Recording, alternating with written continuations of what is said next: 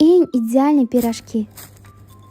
Shunaqa chiqishini xohlaysizmi? Bo'lmasa sizlarga eng kam xarj va eng mazali retsept bilan bo'lishaman. Xamir uchun iliqdan issiqroq sutimizga tuz, shakar, droji, yetarlicha unimizni solib olib, qo'lga yopishar-yopishmas xamir qorib olamiz. Xamirimiz shu holatga kelgach, 2 osh qoshiq o'simlik moyini hamma joyiga tekistirib olamiz. Qarabsizki, qo'lga yopishmaydigan xamirlardan biri ham tayyor bo'ladi. Ana endi 30 minutga oshirganini qoldiramiz. Bu orada qaynab chiqqan kartoshkalarimizdan pyure qilib olamiz. Ana endi Albinous profildan sotib olgan yangi qozonlarimda pirojki jonlanib pishirishni boshlayman. Avval qozonga yog'ni solib qizitib olamiz. So'ng bombaday bo'lib oshib chiqqan xamirimizdan pirojki jonlarni yasab olamiz. Xohishga ko'ra o'rtasiga boshqacha nachinka ham tayyorlasangiz bo'ladi. Aytgancha tugatganingizda yaxshilab tugishga harakat qilinglar, bo'lmasa pishayotgan payti ochilib ketishi mumkin. Yasab olgan pirojkilarni 15 minutga dam oldiramiz, so'ng pishirib olamiz. Aytgancha o'rta olovda pishirib olishinglarni tavsiya qilaman.